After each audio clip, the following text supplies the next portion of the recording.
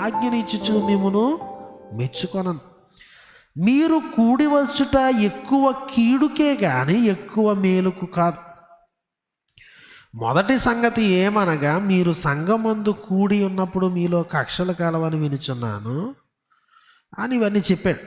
మీలో యోగ్యులైన వారు ఎవరో కనబడినట్లు మీలో భిన్నాభిప్రాయములు ఉండక తప్పదు. 20వ వచనం చూడండి. మీరు అందరూ కూడి వచ్చుచుండగా మీరు ప్రభు రాత్రి భోజనము చేయుట సాధ్యం కాదు. ఎలాగనగా మీరు ఆ భోజనం చేయనప్పుడు ఒకనికంటే ఒకడు ముందుగా తన మట్టుకు తాను భోజనము చేయుచున్నాడు. ఇందువల్ల ఒకడు ఆకలి కొనును, మరి ఒకడు మత్తుడవును. ఇదేమి అన్నపానములు పుచ్చుకొనుటకు మీకు ఇండ్లు లేవా?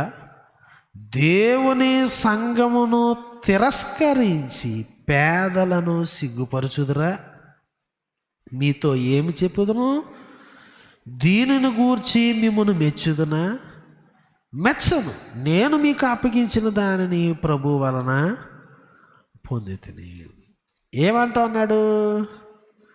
మీరు దేవుని సంఘమును తిరస్కరించి, సంఘం అంటే దేవుని యొక్క గ్యాదరింగ్, దేవుని పిలువబడినటువంటి వారు రాజుల సమూహం, దేవుని సంఘము, దేవుని రాజ్యం. తిరస్కరించి పేదలను సిగ్గుపరుచుదురా? సో కాబట్టి